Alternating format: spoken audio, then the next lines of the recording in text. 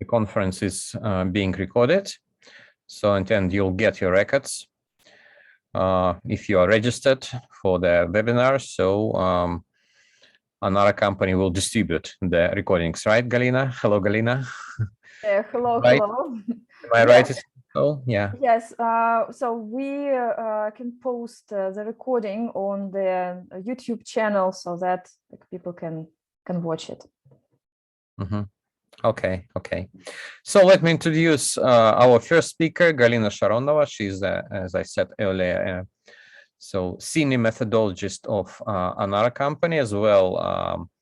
Galina has some projects of her own, yeah, in which she acts as a teacher trainer and provides trainings, and she teaches different age groups of students, right? And her talk today is called Dealing with C1 Advanced Exam Speaking Paper. So, Galina, welcome, and the floor is yours.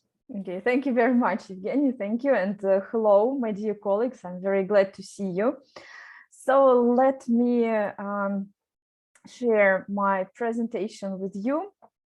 So, and okay, and then I will share it again.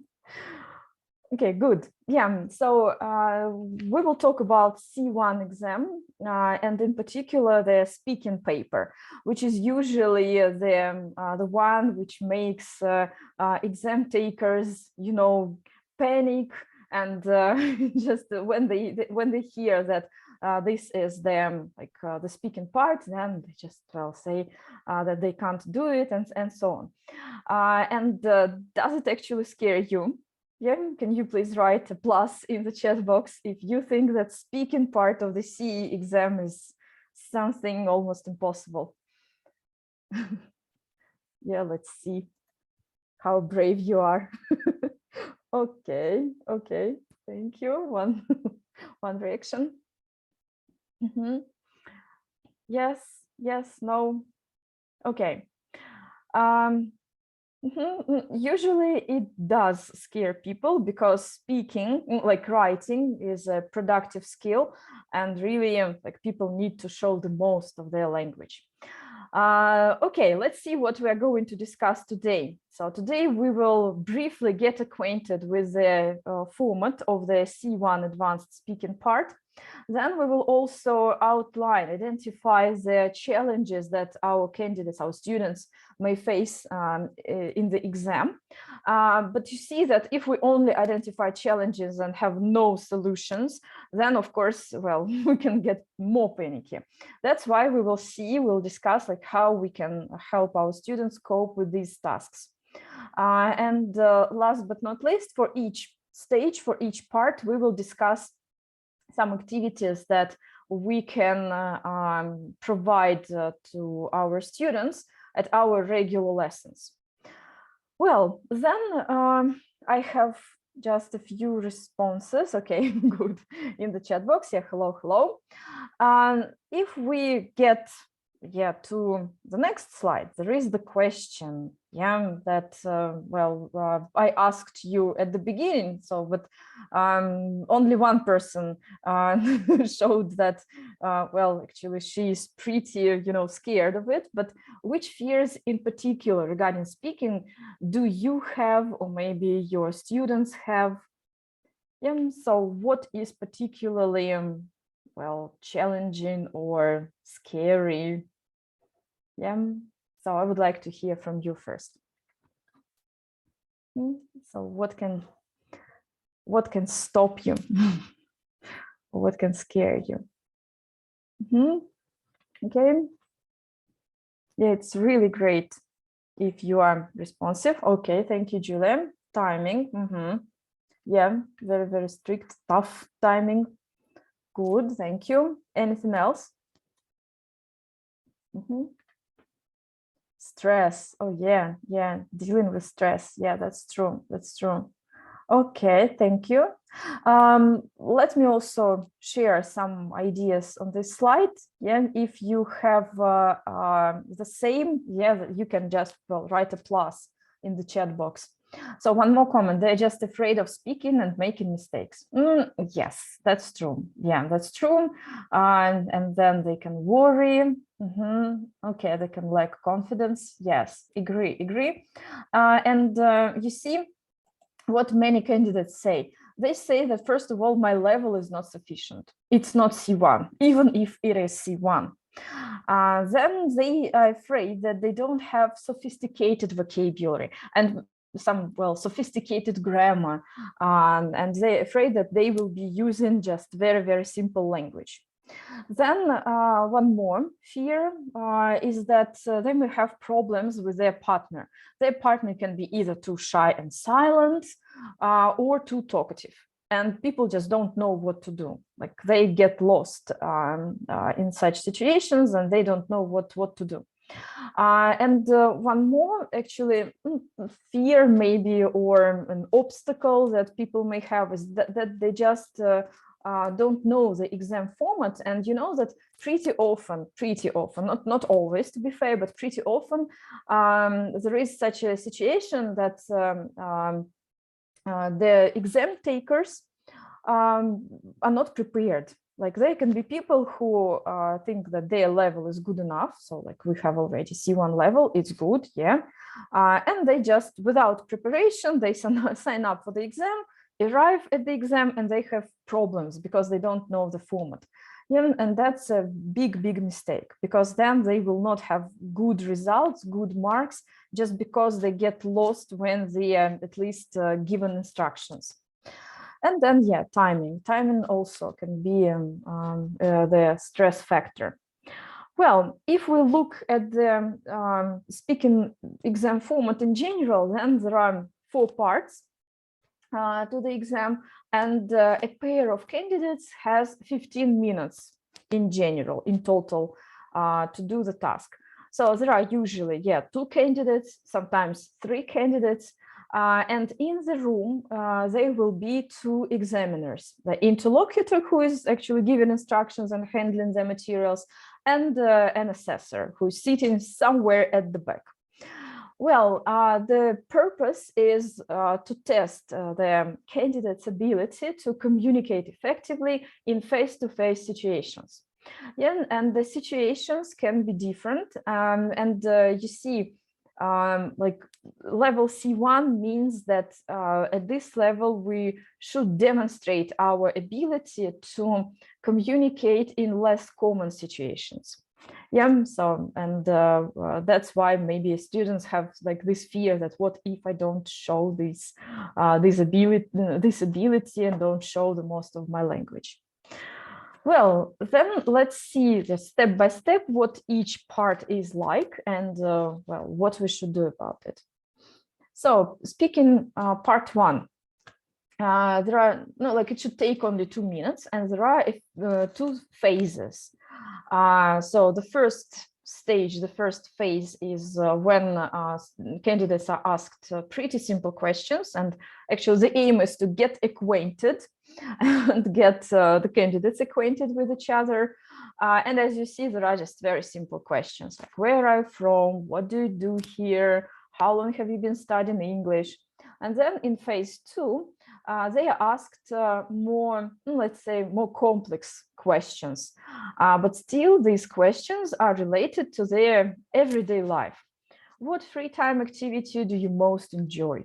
What sort of work would you like to do in the future? You see, like even the questions themselves do not require any sophisticated grammar or vocabulary. And what do you think is difficult about it? Like, what is particularly challenging about part 1? I will just show you the slide with part 1 again. Yeah, so any ideas? What can be difficult about this task? And well, this part and these 2 phases. Yeah, well, your ideas first. At least you can write just some keywords, key ideas. Using as many synonyms as possible. Okay, okay. Yes, synonyms, right, but well, we should be careful about using synonyms, yeah. So like there should be appropriate collocations. Okay, yeah, thank you, thank you. Anything else? No problems. Okay, Alexander, I like this approach. So, Kalina, why are you asking us this question? There is nothing difficult about it. Okay, good. How to answer fully to meet the requirements? Yes, yeah, thank you, Julie. Yeah. Okay, new words. Yes, but practically speaking, there will not be a lot of new words. Like you see that the questions are pretty simple. So yeah, then that is why synonyms are difficult, using them properly. Yeah, absolutely. So what problems candidates usually outline? They say that, well, it has been mentioned, yeah, that our answer should be short, but full and informative. Short because, as you remember, for the whole part, you have only 2 minutes. And that's why candidates can be interrupted for the sake of keeping to the time frames, not because you're just saying something wrong. No. And then also candidates may feel nervous at the beginning of the exam, and they do not show the most of their language. You see, like, well, this is just a new person, yeah, and these are two examiners, and they can get panicky.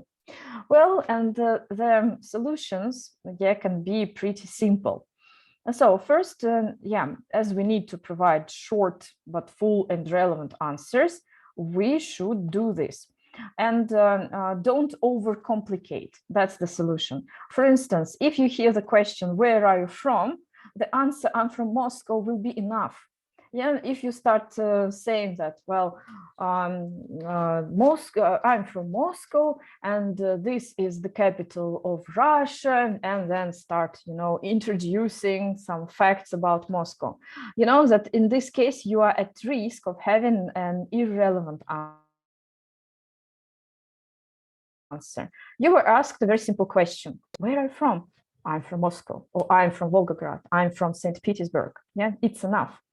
Then for the second phase, and the questions that we have there, we again, of course, should give full relevant answers. And it's a good idea to follow the following, structure: argument plus justification. Yeah, so I have been mentioning it, I think, in almost all of my presentations, my seminars, and it's really the key to success. Yeah, just say a topic sentence or argument and then say something. Yes, just introduce a backup idea or justification, and it will be enough. And also, as well, part one is just the beginning of the exam. It's not the whole exam. Don't worry if you are not performing well enough. Yeah, because your overall performance will affect actually the overall grade. Yeah, so no panic, just breathe in, breathe out, and be ready for the second part. As our solutions for regular lessons, what we can do. So here you can see an extract from the course book, Practice and Pass C1 Advanced by Delta Publishing. They have a series of books for exam preparation, Practice and Pass, and the material there is organized like this. So students first have a preparation stage. They do some very, specific tasks which can help them prepare for the exam format. Then practice, yeah, it gets a little bit more complicated, and then finally pass. The task is in the exam format. And actually, as a teacher, you can really change the stages. And when I'm preparing my students for CAE exam, if we don't have a lot of time, I really love using this book. So as you see, in part one, in phase two, students are asked questions related to their everyday life. And usually what we do, we provide students with questions. However, I really like the idea in this book to do it the other way. So you have a list of topics, and students need to collaborate and write as many questions as possible. Yes, so that they well, may ask each other to find out well, some interesting facts about them. You see, the topics are stated in a very general way, yourself and your family. You know that they can be hundreds of questions. Yeah, and then when they do this, it can be a very good collection for you, yeah, as a teacher, to provide your students with further practice. And also, if they do it in a few stages, with each stage they will come up with something more complicated, yeah, which is also very good. So, like, put please a plus in the chat box if you have tried it with your students, like instead of providing them with questions, getting them to write questions themselves. So plus if you do this. And meanwhile, I will move on and show you the second part. So it's the part where students need to choose 2 photos out of 3. And they have a minute to talk on the 2 photos that they have chosen, and they should answer the questions. You can see the questions are here, they're at the top, and then your partner will be asked a follow-up question related to the context of your photos, and your partner will have just about 30 seconds. Well, what can be difficult about this part? Yeah, so usually candidates say that it's difficult, that they have no time to prepare. Then they need to choose 2 photos, and sometimes this choice can be difficult. Then they start, you know, describing the photos, and they ignore the questions which are at the top. So 1 minute is not enough. Yeah, and they again get a little bit frustrated when they are interrupted. So yeah, these are common problems. If you have something to add, I will be very happy. Well, all these problems, yeah, have solutions. Yeah, I'm just, you know, waiting for some for your responses. That's why I'm just a little bit slow now. So please, yeah, if you have something to share, for instance, if your students have like, if your students also see these challenges regarding this part, or you as a well, future or potential exam taker find these things challenging, can you please write a plus in the chat box? So okay, no questions. Okay, good. Don't forget about the structure of your answer. Yeah, that's true. Thank you, Julia, for mentioning it, because, well, let me show you the solutions. Well, we need to listen to the instructions carefully, to the, well, interlocutor, and focus on the questions. And then, Julia, your comment regarding the structure, yeah, is fantastic, because the questions help us structure our talk. Yeah, so this way it gets, you know, logical. And then also, even though this choice may be difficult, yes, true, find the photos which you find easier to interpret. Yeah, and also when it's your turn to comment on your partner's photos, then you can choose any photo, not necessarily the one from his well, pool of chosen photos. And when time's up, don't be afraid if you're interrupted by the interlocutor. It's okay, totally okay. It's not that you are saying something wrong. It's just because time is up. But you need to make sure that your answer is full, informative, and your talk is continuous. There are no unnecessary pauses. As ideas for your regular lessons, so students need to be focused on the questions, but sometimes it's difficult for them, especially at the beginning of the course, to be able to provide the answers to both questions. That's why you can do it in a few stages. For instance, we can see the task from the Practice and Pass book. So there are 2 photos, not 3, but 2. The choice has been made. So the first question, how might the people feel about doing these activities? Yeah, and students may brainstorm their ideas, yeah, collaborate and brainstorm, or they can do the task provided in the book. So there are some, you know, ready-made short text or statements which they need to complete. Yeah, and then they may practice it. They may also write some follow-up to these ideas. Like, well, they have a model. Yeah, they have a model, and it's always helpful, especially at the beginning of the exam preparation course.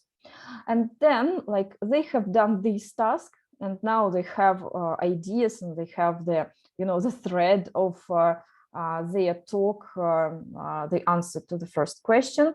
And then the next stage, they need to answer the second question. Like, this is the second stage.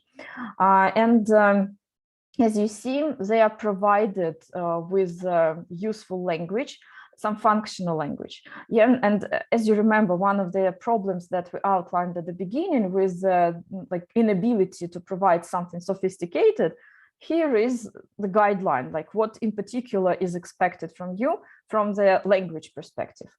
Yeah, thank you. So good idea. I'm very happy that you like this idea. It's really helpful, really. Then let's move on. And the third part, collaborative task. Students have well, a situation, 5 options to discuss, 2 minutes to talk about it, and then 1 minute to prioritize. For instance, here they need to decide in which situation it is most important to make the right decision. And as you can see now, the topics, yeah, are more difficult. Saying difficult, I mean that they may not relate to the candidate's experience. Yeah, maybe they have never made such choices and it's hard for them to talk about it. Yeah, and this is the C1 level. Yeah, like we need to be able to talk about something what is not actually our experience, what is not related to us, and so on.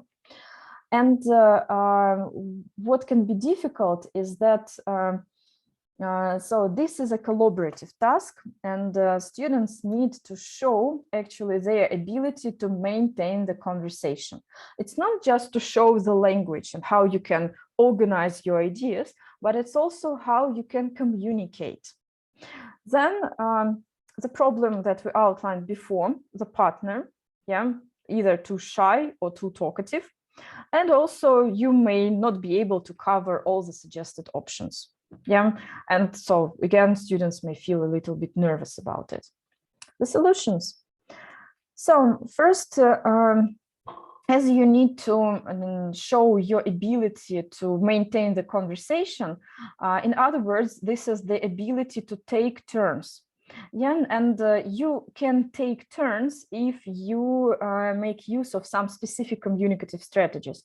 For example, if your partner is talkative, yeah, you should be able to interrupt your partner politely, and then express your opinion. Otherwise, neither you nor your partner will have good marks for this part, especially for the interactive communications criterion.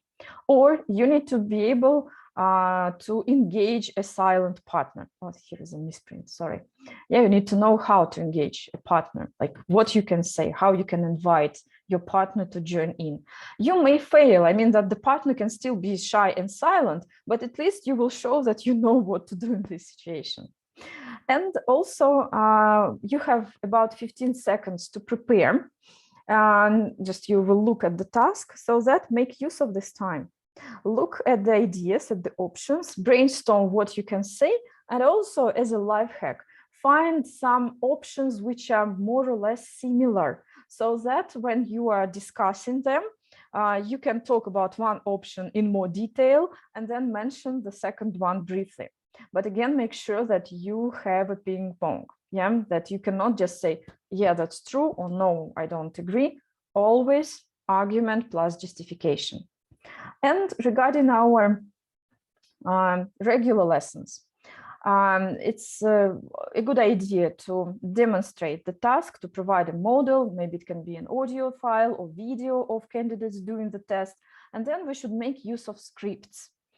They can be different purposes. For example, you can ask your students to identify the following.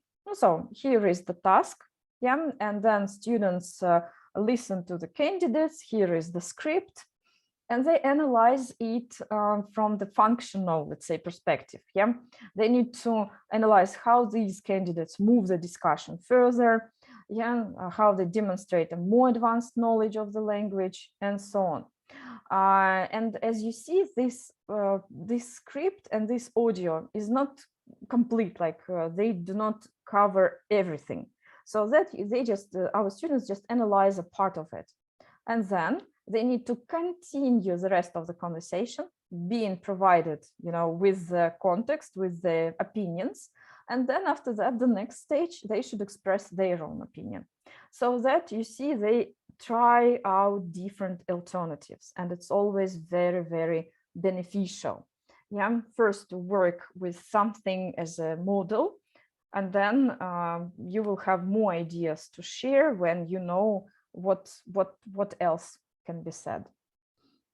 Okay, and finally, yeah, in part 4, we have a list of questions which are related to the context of the previous part. So students can be asked a few questions, or can be asked all the questions. A question can be addressed to one candidate, and then the second candidate will be invited to join in by the interlocutor. Again, and here the questions, as you see, are about something unfamiliar, maybe, yeah, so some maybe more abstract topics. Yeah, and thank you for your comments. That is very useful. Thank you. I'm very happy that I'm sharing useful ideas. So in this part, like part number 4, like what is difficult in particular? That first, like you talk on something complicated, something unfamiliar, maybe philosophical, and you may not have this experience. Then like you should always be an active listener. Listen to the partner carefully. And you should always be on the alert, because at any stage you can be invited by the interlocutor to, well, express your own idea. And your goal is not just to, your aim is not just to, say if you agree or disagree, but also like give something more. Here, this is the part where you are expected, actually, really expected to show C1 advanced vocabulary and complex grammar. And it may scare us, but there are solutions. So first of all, even if the topic is not familiar, what is actually assessed is your ability to speculate, even on unfamiliar topics. Speculating using using certain language resources. Yeah. Then, of course, we should listen to our partner carefully and be ready to provide our full and extended answer. Like, it's true, it's true. And one more life hack.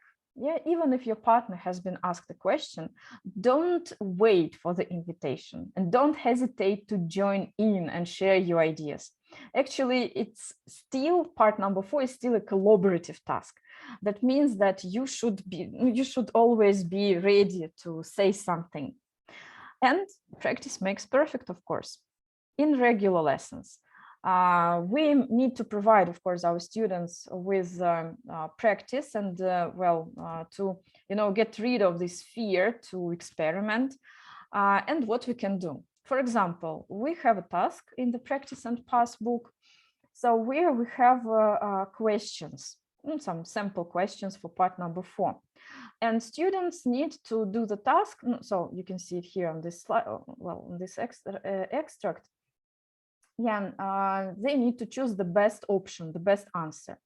Then the next stage can be to think of the follow-up. Again, they collaborate and think what else they can say, because these sentences are just topic sentences. Then they think of it, they have ideas. After that, you may ask your students to cover the answers and only focus on the questions, and ask them to say the answer which they had, like extended answer, of course. Good stage, they will practice the language. It's really good for the sake of recycling, for instance, the language and ideas. And the next stage, you can ask them to cover again the answers, choose a question and give your own answer. Yeah, so that students, well, in this case, they will feel more confident and they will try not to repeat their previous ideas. Yeah, that's a very good, good idea. And it's if you do it this way, then you will provide more support to your students and they will feel more, comfortable about it. And last but not least, in terms of exam preparation, we need to make sure that we make use of assessment criteria. Today, unfortunately, I have no time to talk about it. You can see it here on the slide. Like the idea is that both students and the teacher should know the criteria and they should know how to interpret them. They can help you really like guide your students, and then be objective and be able to provide feedback. So as you see, today we have just briefly discussed the C1 advanced speaking part format, possible problems that we may have and solutions, and also some activities that you can do with your students at your regular lessons. I hope that it's been helpful. Thank you very much. If you have any questions, any comments, we will be very, very happy to hear from you. So on this slide, you can see our contact details. Thank you. Thank you for your support. Thank you for your comments. And see you. Thank you. Thank you, Galina. Thank you very much. As usual, quality talk. Thank you very much. With lots of tips, yes, and insights. Okay. So I do hope that your talk, most of our participants find really helpful and useful.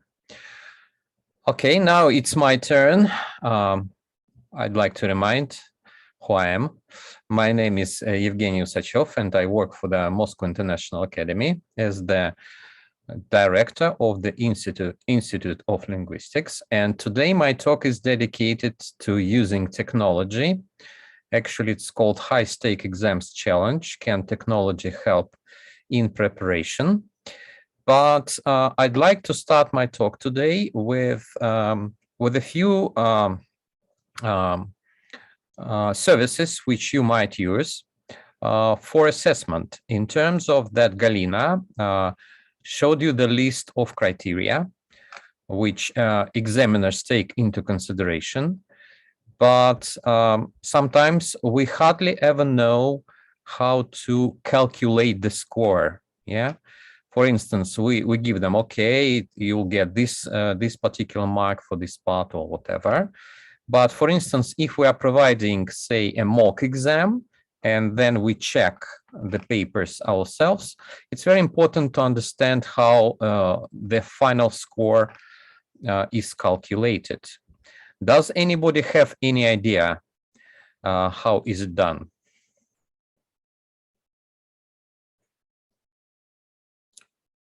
Give me your suggestions. For instance, it's just average score, or you know that eventually students get so-called Cambridge scale score.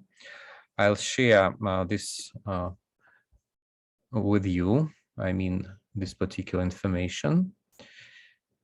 Okay, I'll share the screen. No idea. Yeah, actually, yeah. So you see, for instance, if we're speaking Cambridge, this is the score. They have it, they call it, Cambridge English scale explained. You see, that there is a Cambridge scale which has particular number of points or grades, yeah, and this scale corresponds with Cambridge exams. For instance, it's Cambridge Suite.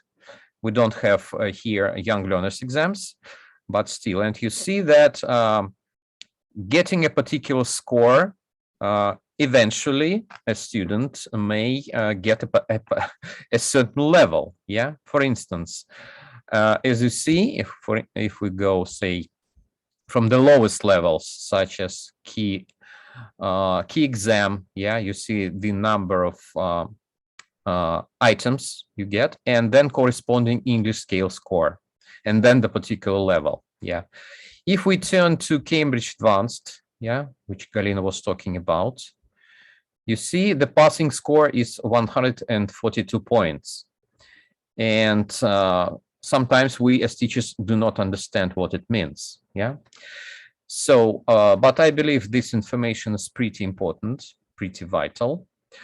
And it's not really complicated. I'm going to show you one resource, I'll refer to one link, how this score may be calculated, and it's as easy as ABC, I would say, okay? So here is the link I'm going to share with you.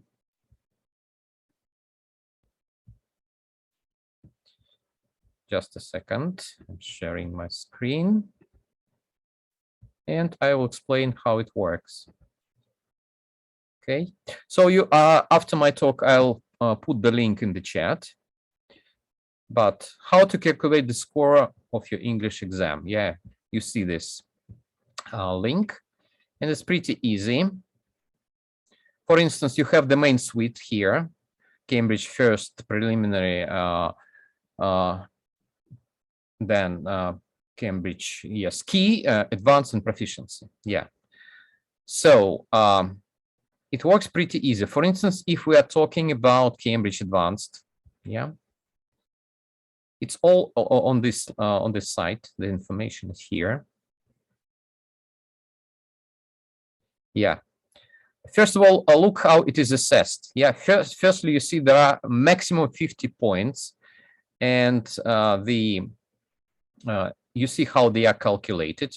Actually, they are not calculated reading plus use of English. Yeah, it's slightly different because you have reading and the minimum score 32 points out of 50 just to pass, and you have use of English score, which sometimes is multiplied by 2. You see, and you minimum you see minimum score to pass is 16 points.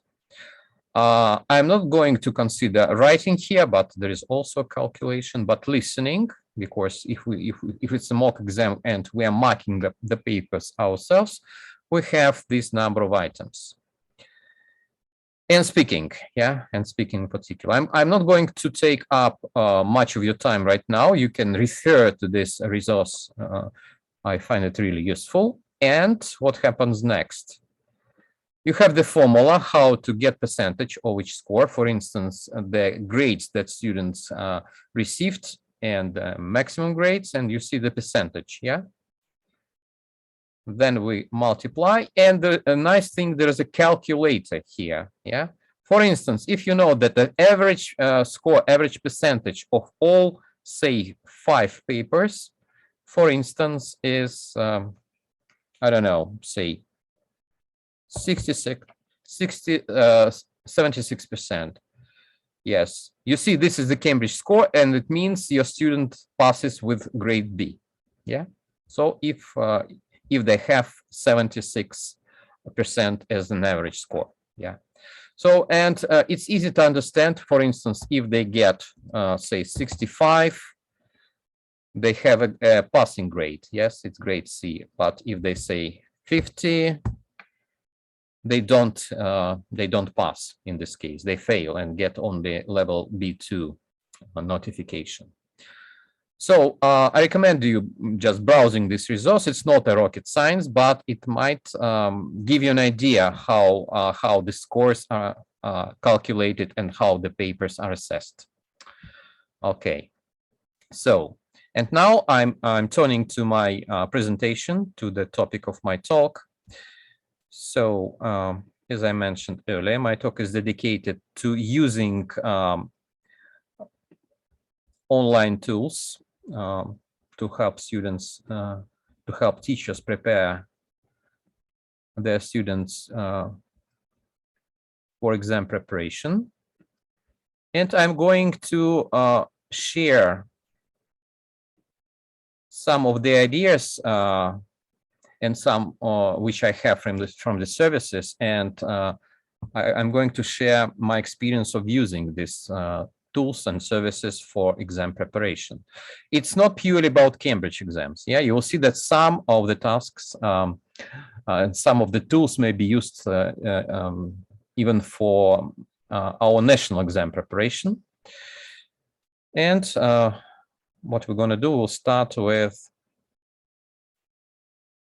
first idea of using technology. Yeah, before we use any tool which is supposed to be covered in my talk, you have to ask you a few questions. Yeah, for instance, are my students learning something from that? Can it be more effective if I don't use, for instance, this particular app? Will it help me, or will the app itself help me? And how it can be used more efficiently. So I'd like to start. So for each tool, you will have the web address, yes, and you will have the corresponding QR code. I hope you see it correctly.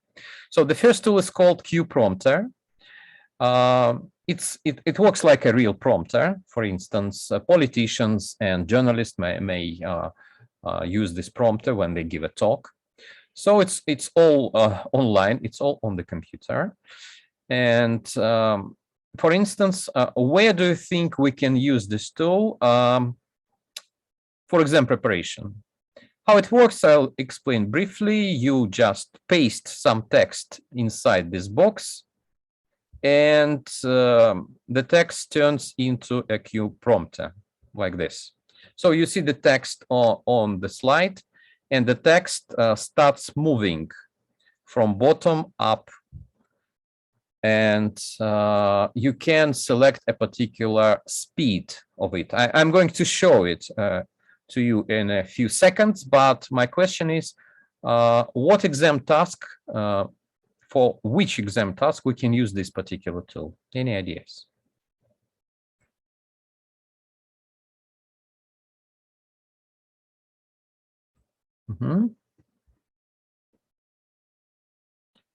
Reading skimming, yeah. Reading, yeah.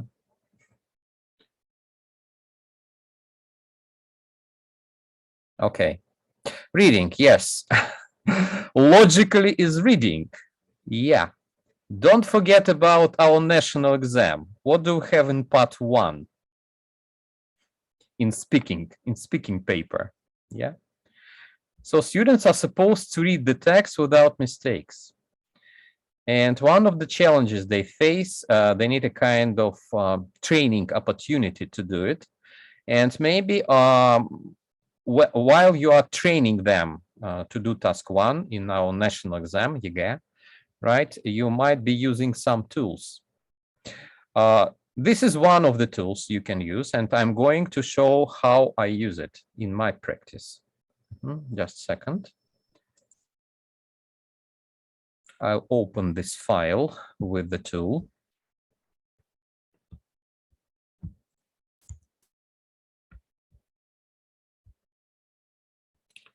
So,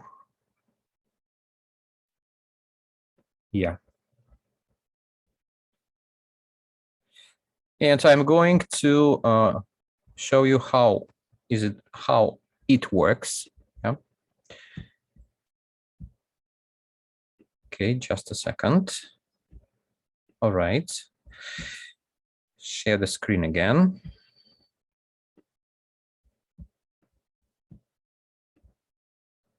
Can you see the screen? Yeah. So what I've done, I've opened an open bank of ЕГЭ exam preparation page and copied the text which is supposed to be presented in part 1 of the speaking paper, and the text is here. So there are some you know, settings, but usually I don't use any settings here. And you start the prompter, you click start the prompter, and the text is here. You see the text is here, and then you just start, you select a particular speed. For instance, you just click and the text starts moving, and your student may read it aloud. For instance, if you are not sure that they're speaking, if their reading speed is not enough, you can make it faster, yeah, or more faster. And for instance, if it's speed 5,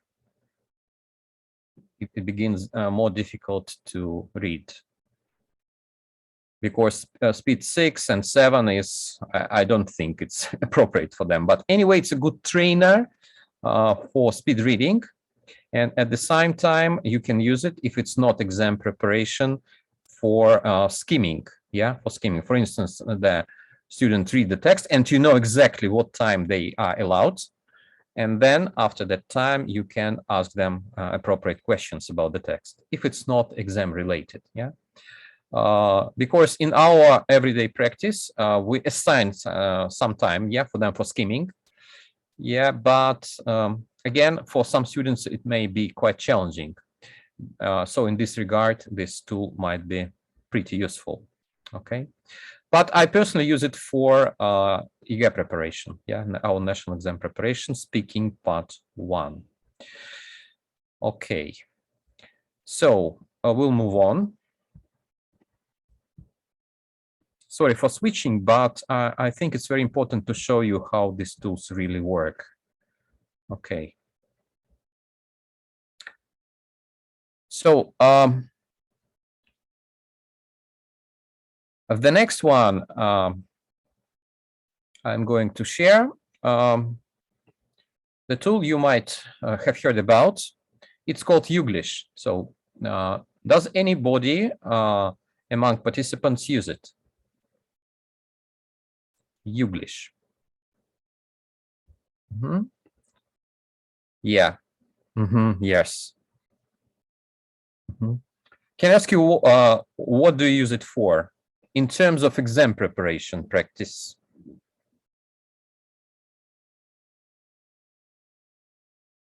Just type your ideas.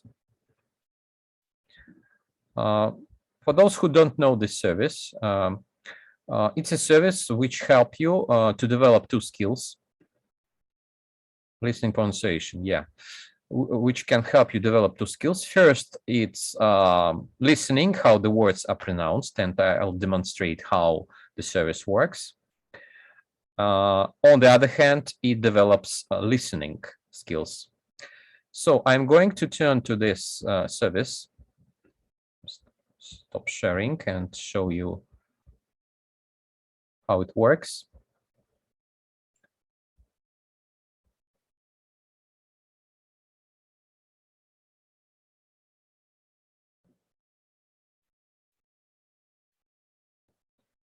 Okay, here it is.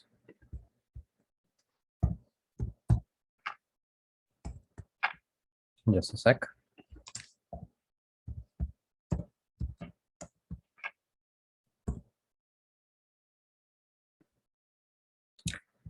So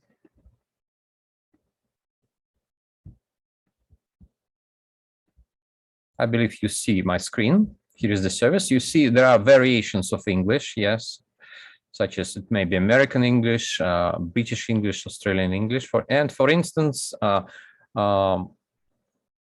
in terms of exam preparation, especially vocabulary, you'd like to practice some idiomatic expressions. For instance, beat about the bush. Just an example. What is nice about this service? It's based on some videos, YouTube videos. I'm not going to beat about the bush. And for For instance, you see you will get 17 videos containing this particular idiomatic expression, idiom. Moreover, below this screen with video, you have the script, yeah? And the idiom, for instance, or a phrasal verb or a collocation is highlighted, yeah? Why I like this service in particular? Because it shows different expressions in different situations, yeah? And students can grasp the idea in what situation this phrase, in what context this phrase may be used. So look at the first one. And this car is utterly brilliant. It's well made. On the council itself. Look, I won't beat about the bush. The numbers that the workshop will be looking at this afternoon are, to put it mildly, very challenging. Sir David, is, let's not beat about the bush. The majority of people who sign petitions wanting... So you see, this idiom is used in different contexts, even in the parliament speech. So if they watch this video on a regular basis or just a few times, the first, I would say, benefit is stuck in their mind. And secondly, they see in what situation it might be used. So as well, you may use this service not only for the sake of exam preparation, but for the sake of, say, listening skills development or vocabulary skills development. It's visual and it's natural English, and I find this tool really, really useful. Okay. Then next tool.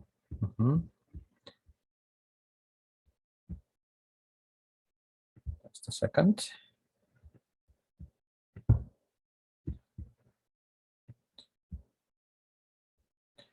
Yeah, I suppose, Olga. Yeah, I quite agree with you. It's a nice tool. Yeah. Okay. So as for the next one, here I think not to spend a lot of time on switching between slide and the tool. You'll have all this on the slides, and I'll just go through the slides and show you what other tools I'm using for exam preparation. So you might have heard about lyrics training. So that is a service that develops listening skills, but if we deal with, say, particular audience, teens or adults, you can find a particular song, and it's not just the lyrics of the song. So the service is called lyrics training, but you can have a kind of training activity. So when you pick up a particular song, you will have a mode in which there are a few options. If it's just for low-level students, the task is they listen to the song, and there is a text. There are lyrics behind the screen, and they have to type in the missing words. Yeah. For instance, if it's for low-level students' preparation, they have up to 25 words missing while listening to the song. If it's, say, advanced, so it's more challenging mode, I would say, they have no words provided, and they have to listen and type in what they hear. Yeah, again, it's a nice practice for listening skills development and spelling as well. Yeah, because spelling matter at different types of exams, and in high-stake exams, it also quite important. Okay, let's move on. The next service is called Hemingway app. Actually, this is the app which helps students to pay attention to the register. For instance, if it's a writing task and they are supposed to provide an essay or a report or whatever, this service helps in terms of how readable their sentences are. So you see this certain feature which is called readability. Yeah.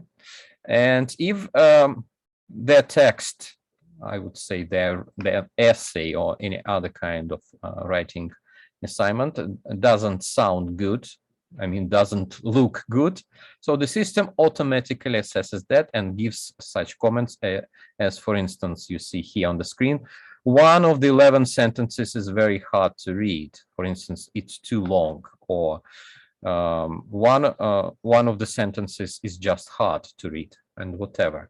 Again, you can use it in terms of using proper register, depending on the task, and for the readability purposes as well. Yeah, so I use it. I use this service from time to time, and it helps. It really helps because it gives students a clear picture what their mistakes are. Yeah. Okay.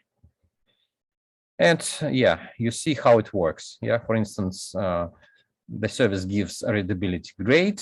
For instance, the maximum grade maybe it's 6, but it's 10. Number of words used, it's vital for certain exams. Yeah, and maybe use of passive structures or adverbs and so on and so forth.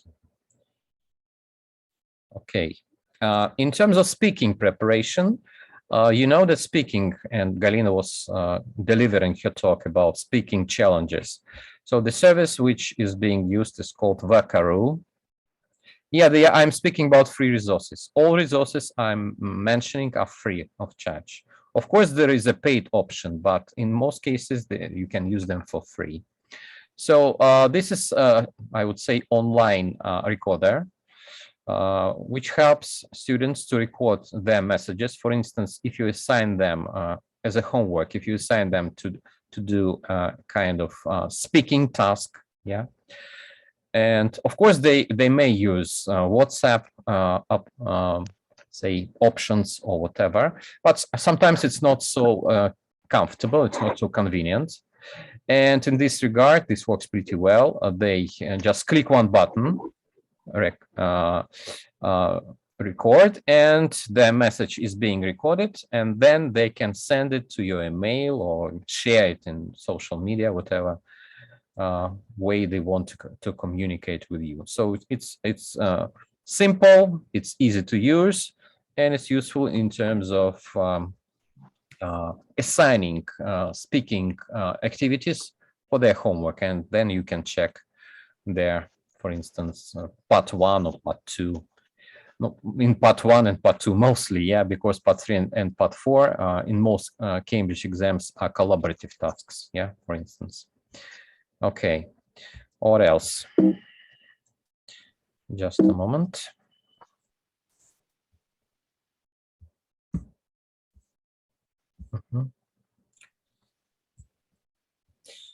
So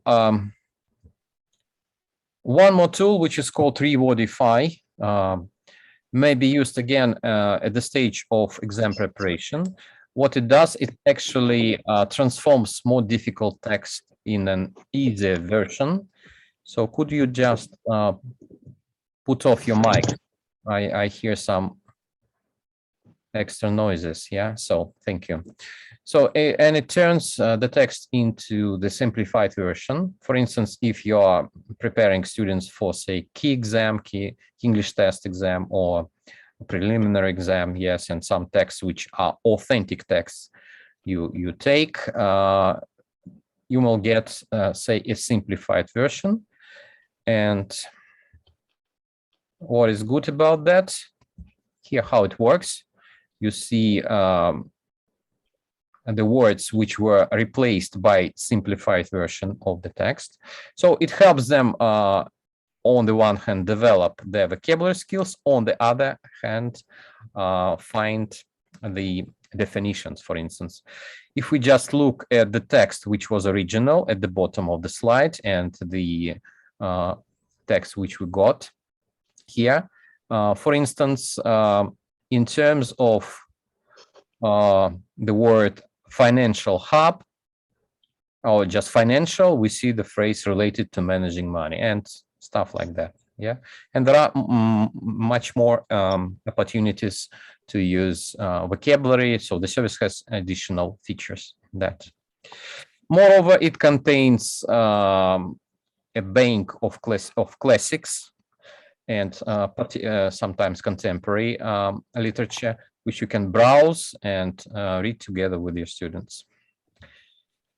So plot generator, I think I'll skip. Lyrics training I mentioned. Yeah, and one more resource I strongly recommend using. Maybe some of you are currently using that or have been using for some time. It's called Breaking News English.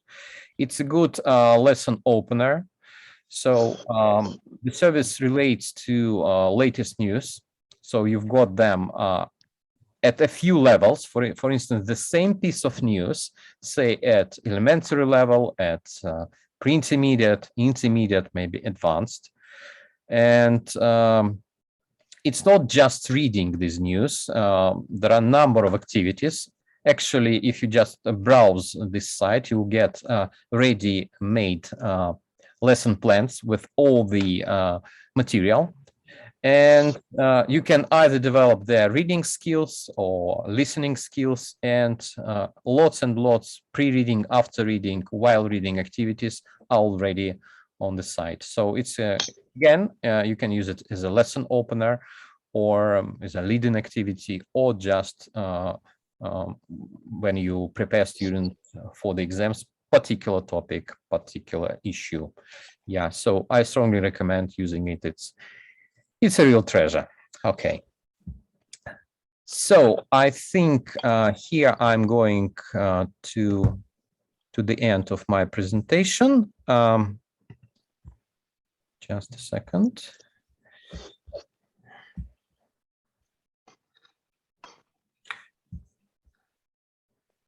Okay. I'll just share a few final slides with you. Okay. So there is a list of some useful links here on the slide, which you can see. The first two links are so-called Scoop. Scoop is a service which aggregates lots and lots of articles, publications, and this particular is run by Nick Peachy. Nick Peachy is an expert in digital tools usage, right? And you just sign up and you'll get the information, updated information about the apps which are being issued. So some of these apps I actually found in their publications and in his blog, Nick Peachy's blog. And one more resource I recommend using, it's called the Digital Teacher. The nice thing about that, firstly, you can test your technology skills. Yeah, there's a test there. It's interesting to go through. And some also useful tools which are updated and they are introduced for English teachers here. Okay. If you have any questions, I would be more than happy to answer. But I suppose I've run over time. And here are my contacts if you want to reach me, say, by email, or I have an Instagram account.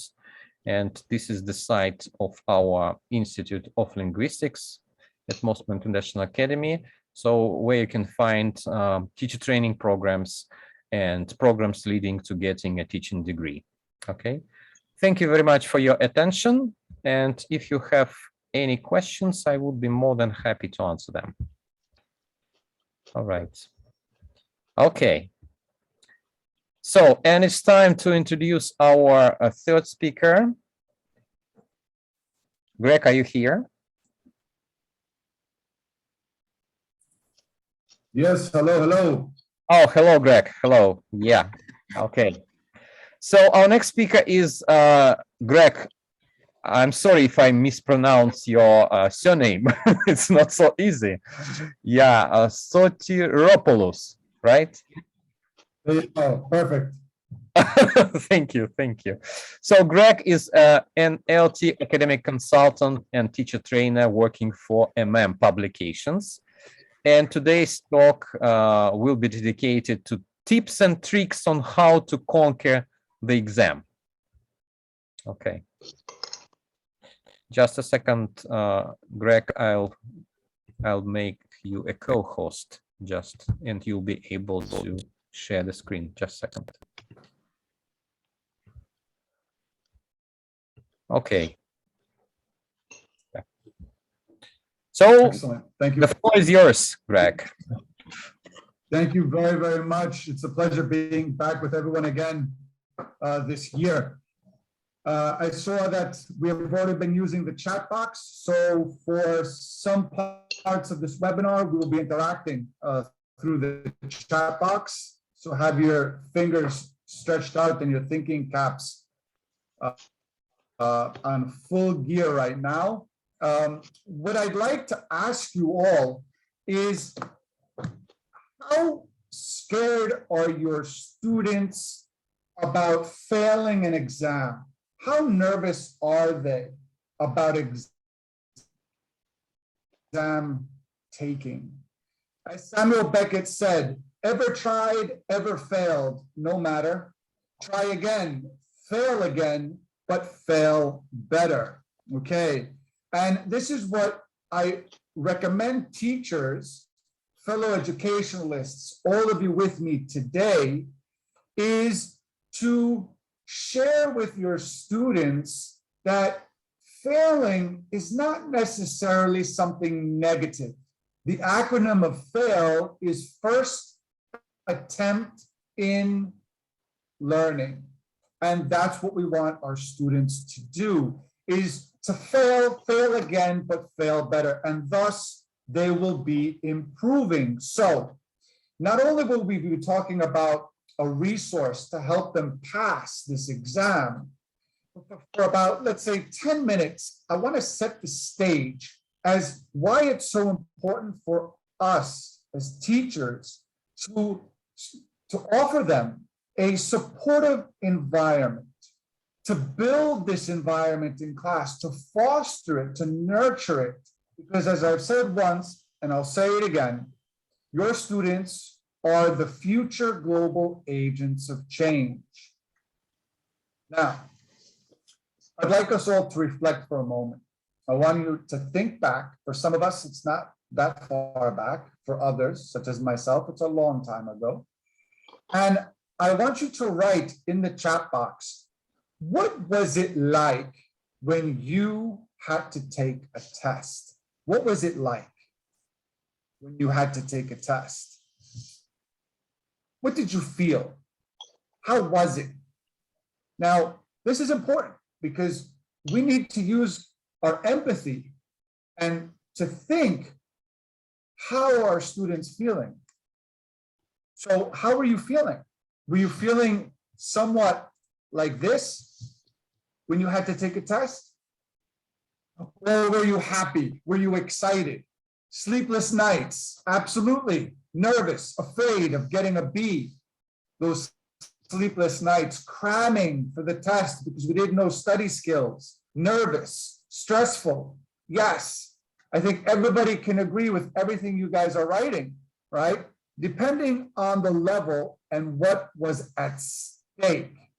I think, though, that for the most part, we wanted a good grade, right?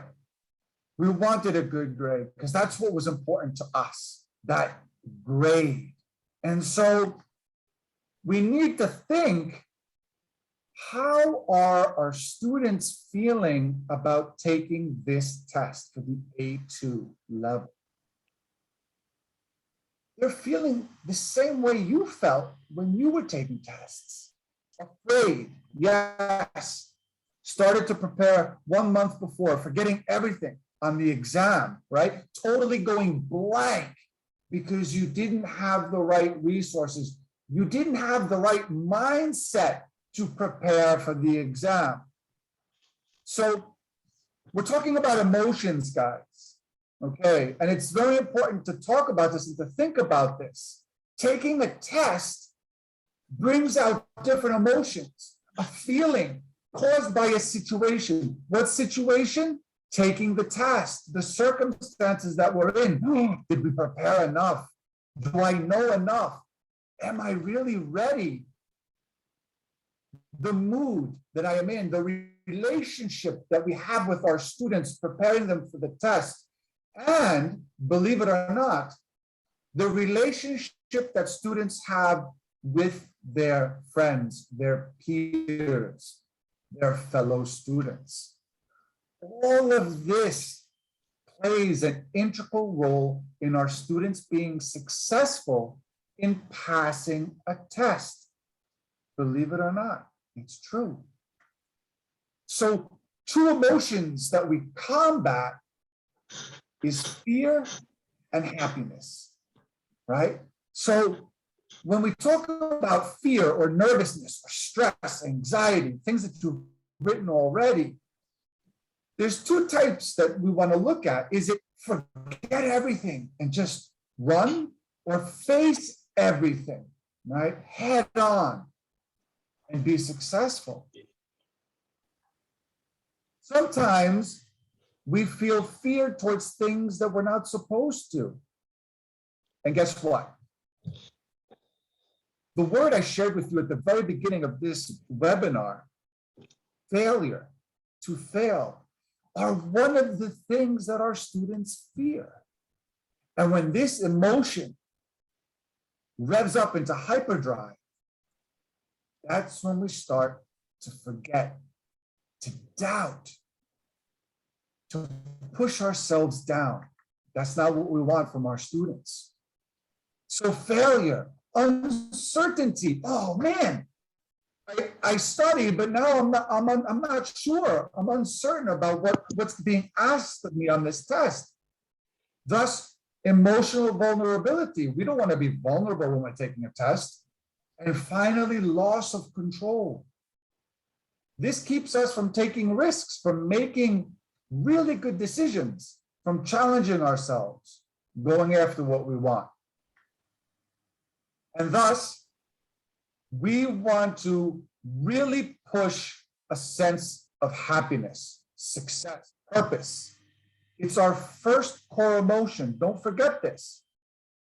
Happiness is the first core emotion in the development of a child, in a human being.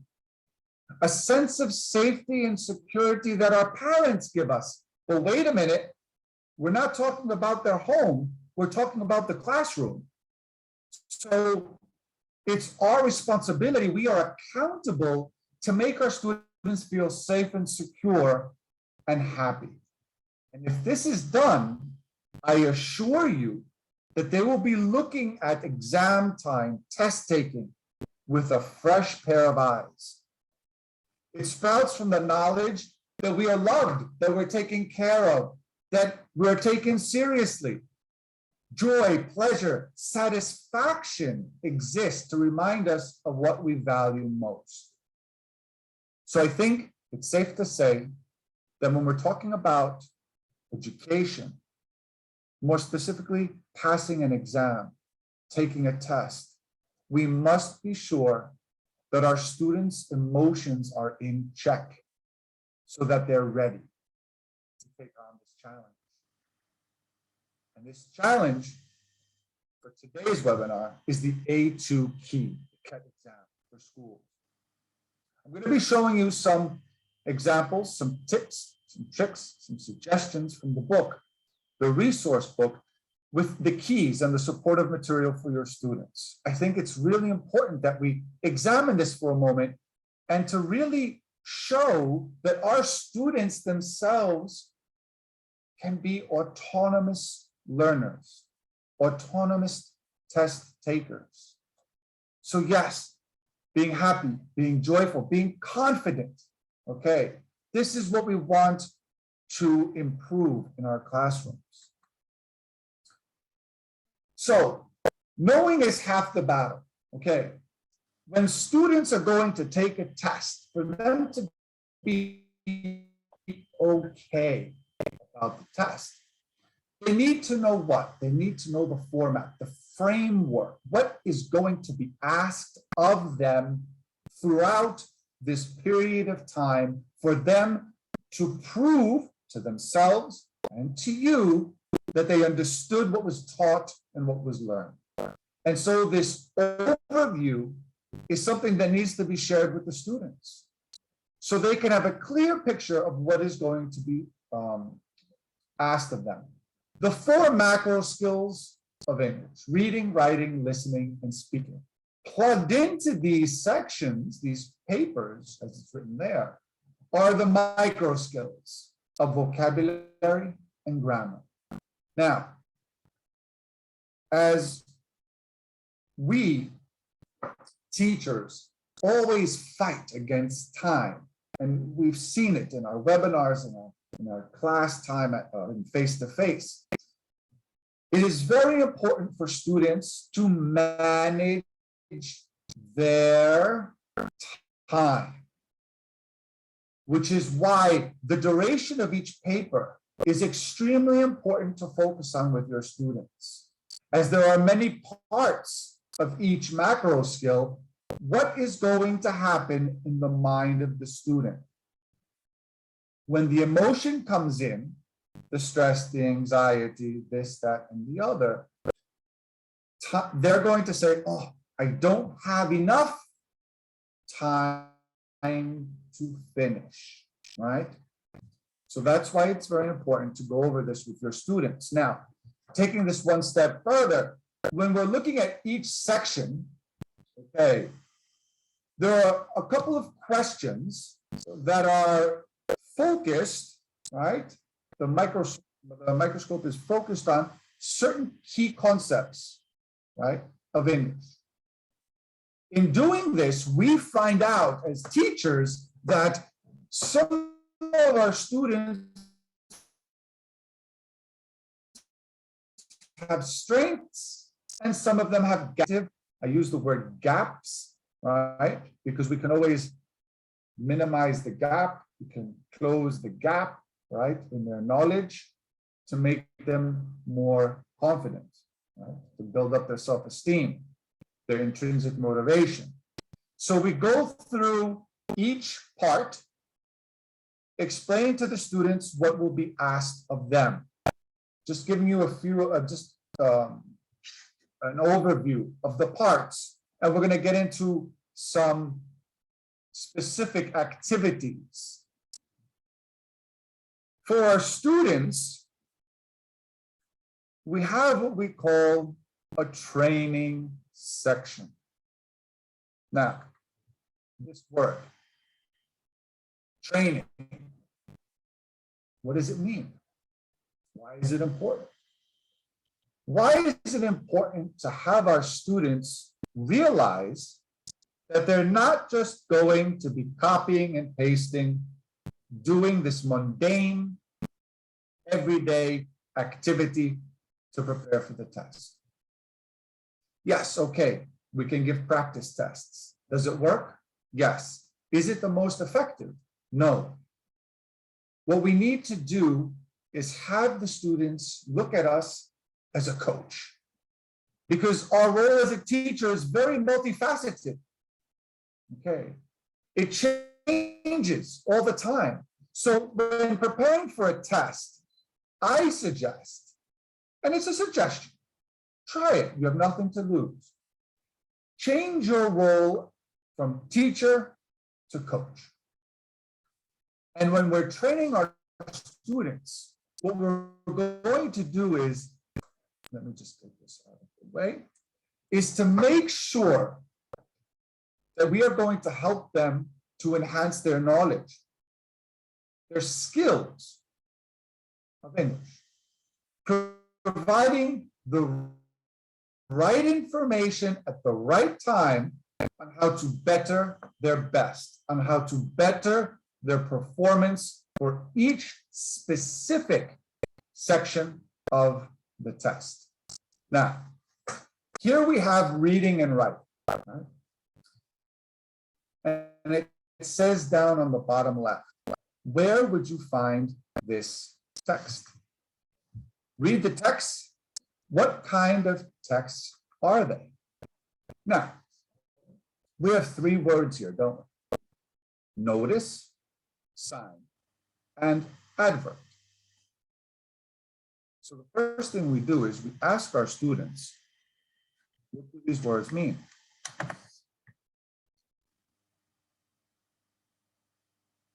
students are going to feel inhibited. They're going to say, oh, I'm going to look silly. I'm going to look kind of stupid maybe in front of my classmates. Emotions, remember? Making sure that our students feel okay. In doing so, we have 5 visual prompts. For them to finish this activity, we're offering them a tip box. These tip boxes that I'm going to be showing you throughout these pages are extremely important in reinforcing their positive self-esteem. So this tip box says, you can get a lot of information, students, by looking at each text carefully. Is it a notice, a sign, an email, etc.? Where would you find this particular notice? So we're connecting what they're looking at to experiences in life called schema theory, realia. So in number 1, it says ambulance entrance only, cars not allowed, no cars allowed. We go around and we ask students, how many of you have seen this sign before? Ah, you've given an answer in your question. Now, how many students are going to catch that? Right? So you're basically giving them a helpful hand. Hopefully that they are actively listening rather than passively listening. And you go through each of these, having students talk about their real life experiences and where they have seen these texts. Okay. Each activity highlights a specific topic that students should know of. Here it says, why is this person writing? Number 2, read the text message and answer the questions. Now, we have the tip box once again.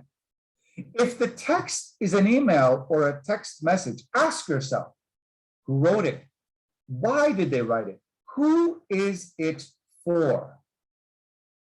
Questions that students need to be asking themselves as they're reading, helping guide them towards finding or writing the right answer.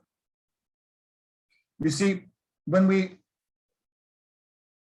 teach students how to take a test, when we prepare students how to take a test, there's a lot of gray area.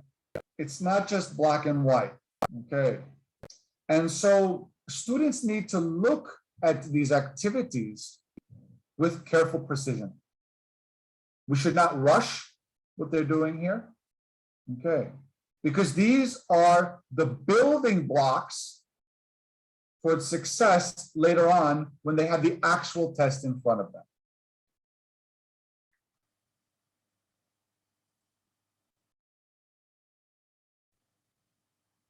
Another thing to think about is when a student is given a resource,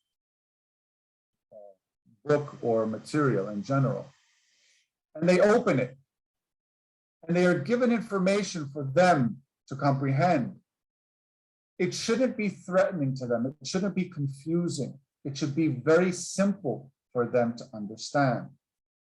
Here, we have read the sentences, questions 1 through 10. What is the person doing in each case?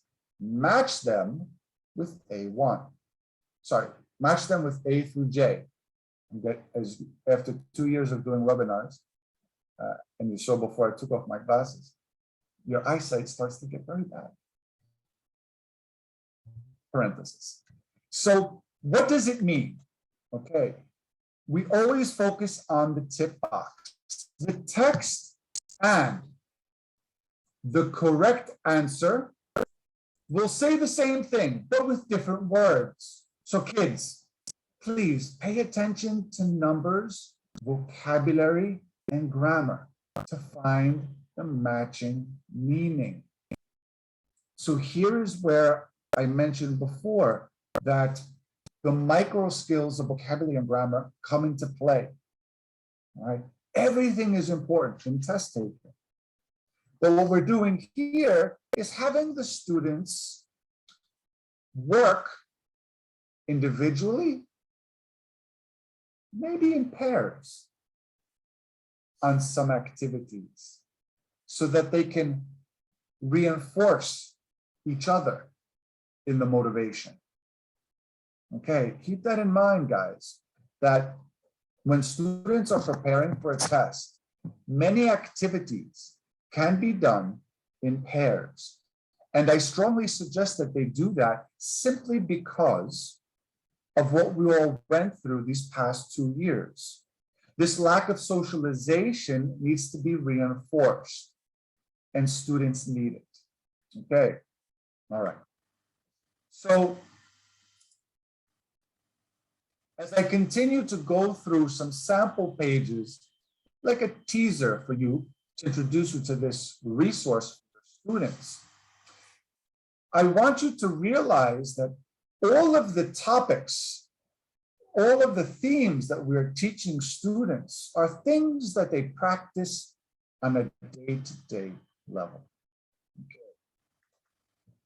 Choosing the correct answer choice for this particular activity, read the notice and complete sentences 1 through 7 with the prepositions in the box to make true statements. Choosing the correct answer choice might depend on understanding what the prepositions are, what they mean, the time expressions, the words or the phrases that relate to a particular time or part of the day.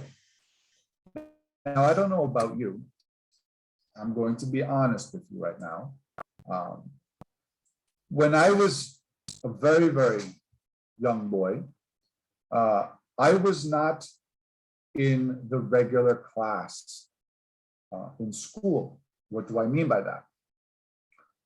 I was raised in New York and coming from 2 Greek immigrants.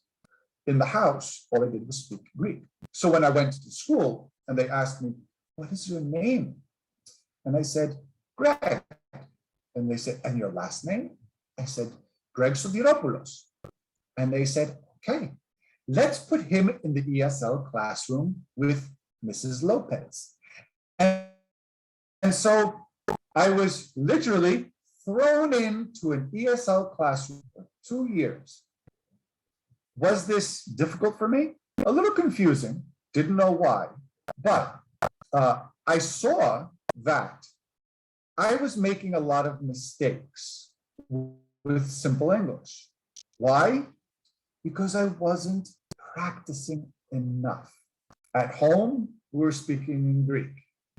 At school, I wasn't given the opportunity because I was put in my ESL class. And so here, what we're doing is we are finding out, right, where we need to put more emphasis with our students in regards to their knowledge. In these activities, you must take, where do I have it? I have it right here. You must take your lovely journal, okay, where you put your reflective notes.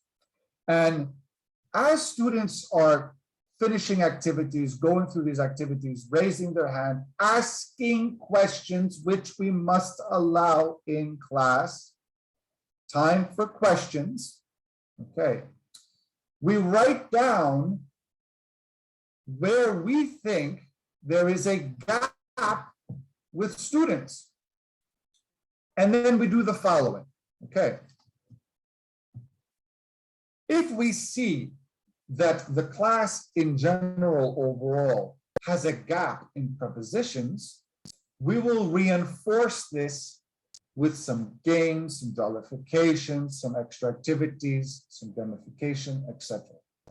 If though we find that just a chunk of students have this gap, Then we also need to remember in differentiated learning that the needs of our students are all different. Yes, the end result is to pass the test, but to get there, we need to customize our relationships and our teaching and give students, as you just wrote, useful tasks that are needed for each chunk of students.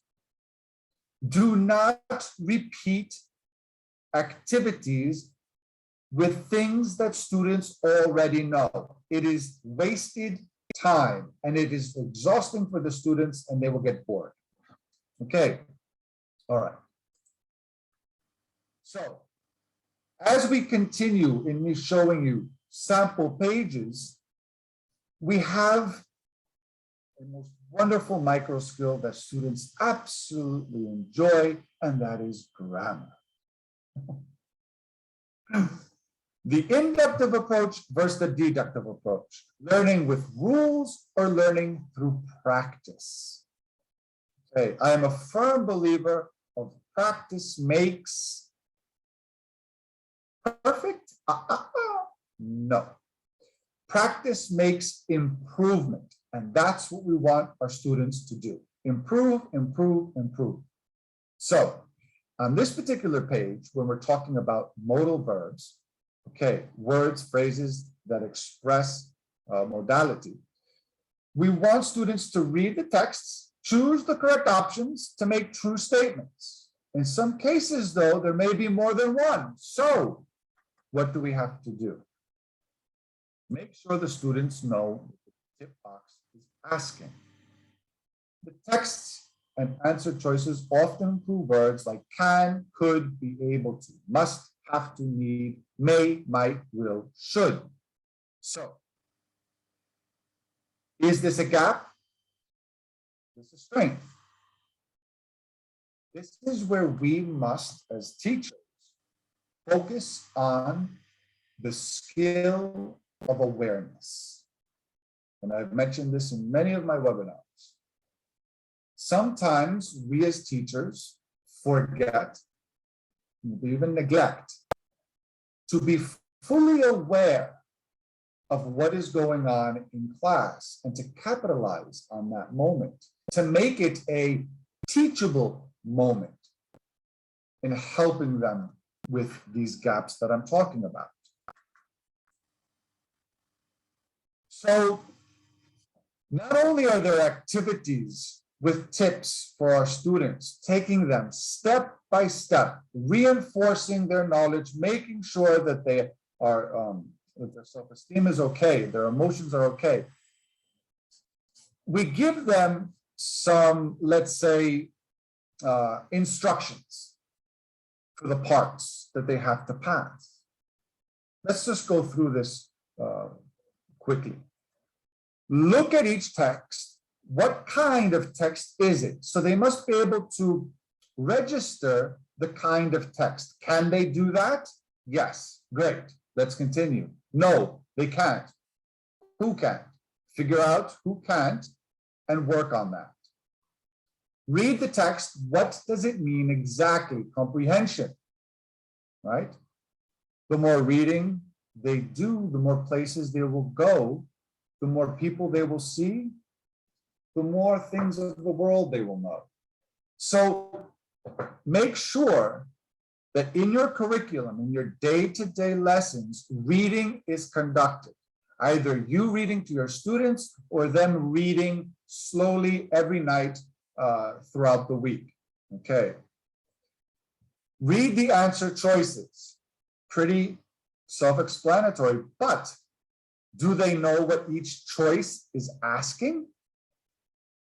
Think and choose. Which answer choice is the one with the matching meaning or answers the question? Check. Is the answer choice you chose 100% correct? Or are you teetering between two? Why are the other two incorrect? Continue with the rest of the texts in the same way. You see, it's not easy.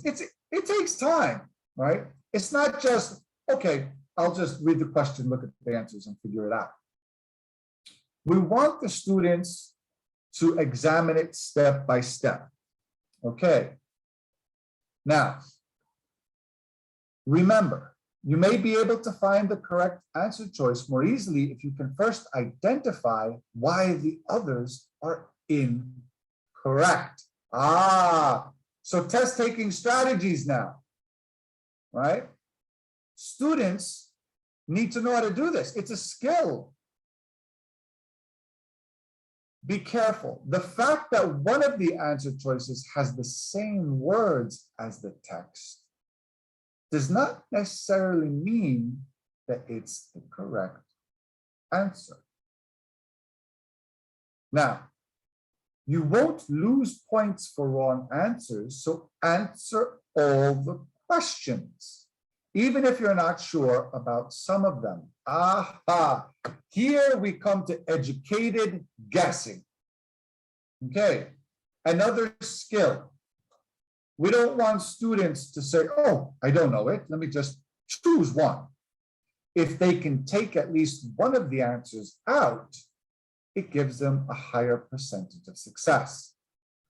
Okay, all right. Now, I want to ask you all a question in the chat box. Which macro skill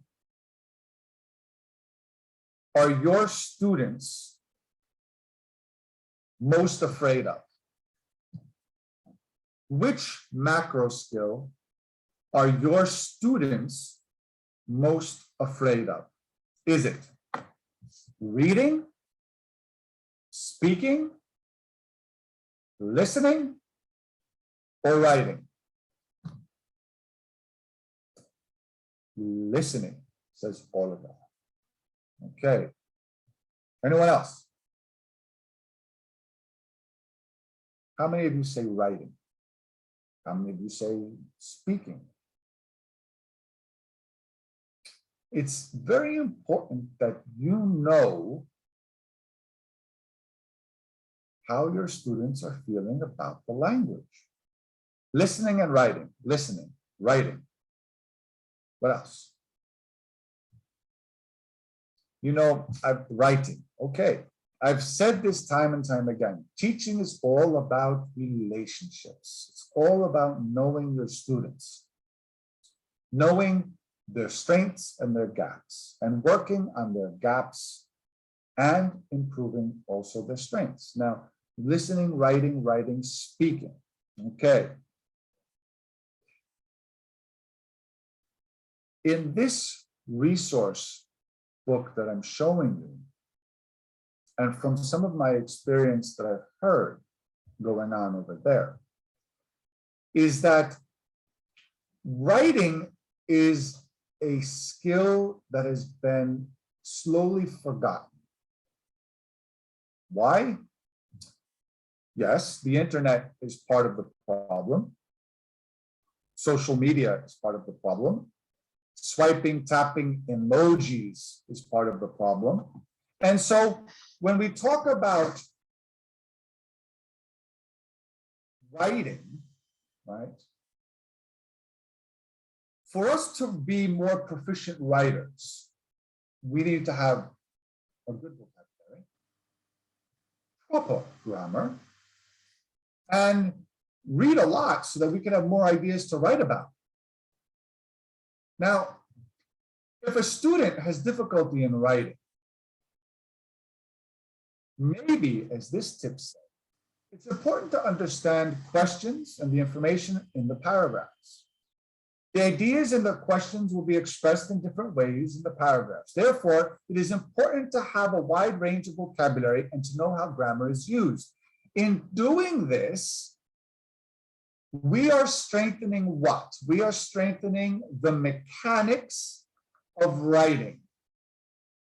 And so here on this slide, we have step-by-step framework on how to improve writing for our students. But to improve writing for our students, we have to realize that if they are not comfortable in speaking about their emotions, about how they're feeling, about what they're thinking, asking questions, giving an opinion, participating, being involved, how can they put everything in their brain down on paper? It's very, very difficult. So we are going to give sample answers, making it clear what students are aiming for in this test, focusing on specific areas of the language, functional language, grammar, syntax, punctuation, spelling, mechanics. But you see, guys, this is great. Let's look at this. This is absolutely fantastic, the mechanics. But if we don't allow them to work on the process of writing first, then the mechanics are what they're going to stress about. So yes, we have to spell everything correctly. We have to have proper grammar. We have to have the paragraph written with structure. Yes, very important. But if you don't have things to think about and to put down on paper first, how can you do all that? So get everything down on paper and then fine tune it. So here, when we have this example, it says, read the table and the instructions. What are you asked to do in each one? Invite, suggest something, or make a request. How would you do this? So you're inviting someone, you are suggesting something, you're making a request. Should your students be able to choose one? Sure, why not? Let them choose. What are they most comfortable in doing? Maybe inviting, maybe suggesting, maybe making a request. But isn't the point of us talking today, having our students create a growth mindset, having our students work outside of their comfort zone? I think so. So then we have them do one of each. Because the student might think, oh, I'm going to write about inviting because that's what I'm comfortable. But how do you know if you haven't done the other two? Maybe you're better in something else. So the difference between something good and something great is attention to detail. We want our students, through the process of writing and putting everything down on paper, to try new things, to challenge themselves. Wouldn't you agree? Don't you think it's important? I think so. And so when we're talking about a sample for them to look at, to make them feel okay, I share with you this. Reading is important because if you can read, then you can learn anything about everything and everything about anything. So if a student doesn't participate in class, doesn't communicate in class, doesn't read in class, how much do you think is in their mind, their imagination, their creativity, their innovation, their critical thinking, to put down on a piece of paper about a subject that they may know nothing about? Does that make sense? I think so. So here we are literally giving them ample opportunity to practice every form of writing so that they can see and experience what it's all about. And so when we tell students, we want you to improve, right? Because that's what we want. We want our students to constantly improve, right? And the tip says here, pay attention to grammar and vocab, as well as punctuation and spelling. Okay, we will pay attention to the mechanics. All right. But as Albert Bandura said about self-efficacy, if you think that you can do something, then guess what?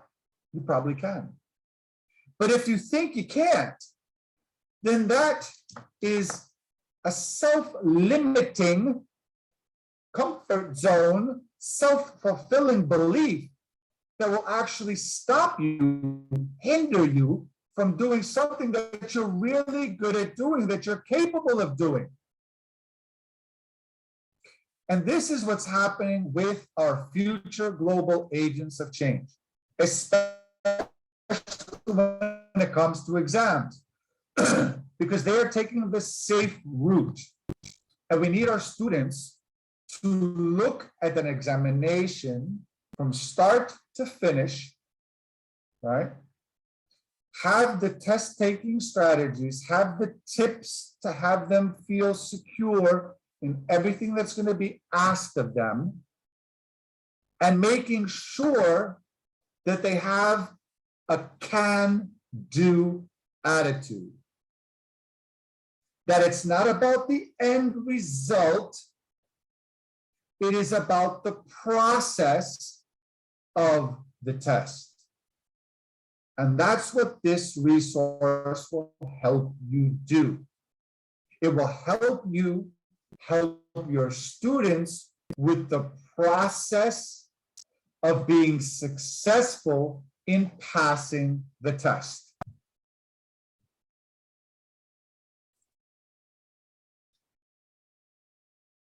So excellence is not being the best, it is doing your best. And this, my dear friends, my fellow educationalists, is what we at MM Publications want.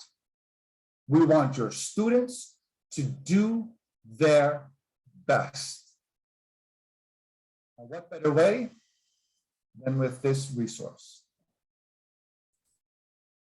Thank you. Are there any questions? I don't know if I have time. I think I was spot on, yes. I want to thank you for your participation, for your involvement in the chat box. You're very welcome. Thank you, guys. Thank you so much for your comments. Always a pleasure. And I look forward to seeing you hopefully at some time in the future, face to face. Thank you, Greg. Thank you very much for your inspiring talk. Yeah, thank you. Thank you. Okay, and for the materials from MM Publications, which might be used to prepare for the exams. Okay, dear colleagues, thank you for your participation. We're about to finish our talk. In order for you to get the recording and maybe the presentations, would you please leave your email address in the chat and your name, yeah, just to ensure that we'll send you the presentation and the recordings and the links I was mentioning in my talk. So would you mind just leaving your email and name, because I'd like to address you in the chat right now.